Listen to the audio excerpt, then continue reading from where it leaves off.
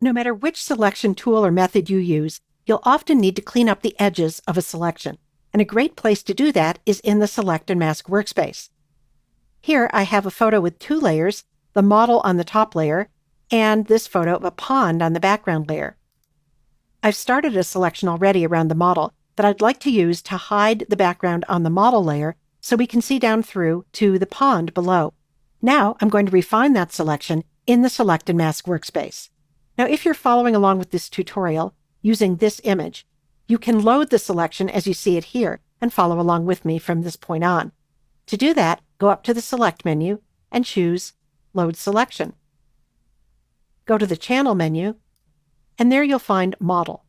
Select Model and click OK, and that will add the selection as you see it here around the model. So now let's take this selection into the Select and Mask workspace.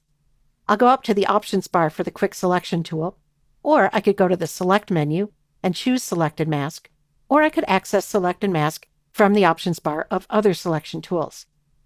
I'll click Select and Mask, and that opens the image into a separate workspace, the Select and Mask workspace. Over on the left side of the Select and Mask workspace, there's a Tools panel that has just a few tools in it. I'm going to select the Zoom tool, and then I'm going to click on the image to zoom in, and then I'm going to go over to the right and go to the View menu and choose the view in which I want to work. I'm going to choose the Overlay view here.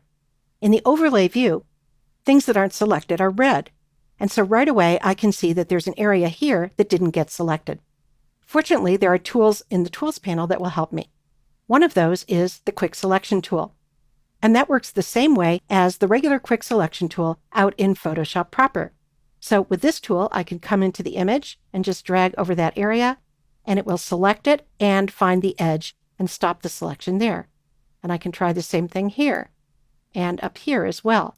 And I can change the size of this brush by pressing the left bracket key on my keyboard to make it smaller, or the right bracket key to make it larger.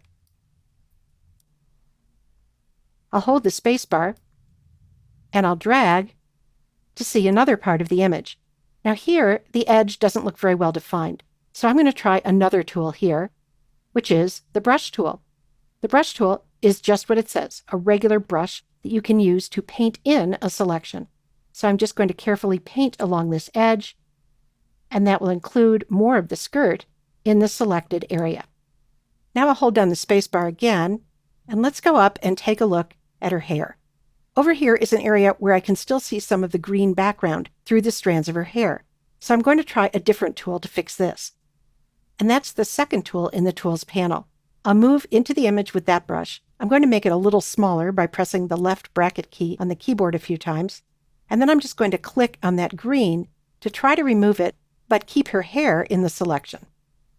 And I'll do that over here as well. Now I'd like to see her against a different background. So I'll go over to the View menu and I'll choose On Layers. And this shows me how she'll look against the new background layer in the composite. I'll go over to the Tools panel and I'm going to double-click the Hand tool to fit the entire image on the screen. In this view, I can see that some of the edges are a little soft and not smooth. So I'm going to use a couple of sliders over here in the Properties panel to fix that. I'll scroll down, and in the Global Refinements area, I'm going to drag the Smooth slider over to the right a bit to try to smooth out the edge of the selection, and I'll drag the Contrast slider over to the right to make the edge of the selection a bit sharper. Now, of course, you can spend more time fine-tuning the edge of a selection here in the Select and Mask workspace, but we'll go with this for now, so I can show you how you can output the resulting selection. From the Output To menu, I'm going to choose to output as New Layer with Layer Mask, because that gives me a lot of flexibility to make changes later. And then I'll click OK. That closes the Select and Mask workspace and takes me back out to Photoshop proper.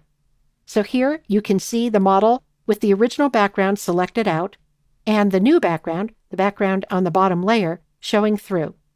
So that's an introduction to how you can use some of the tools and controls in the Select and Mask workspace to clean up selections that you make with any selection method.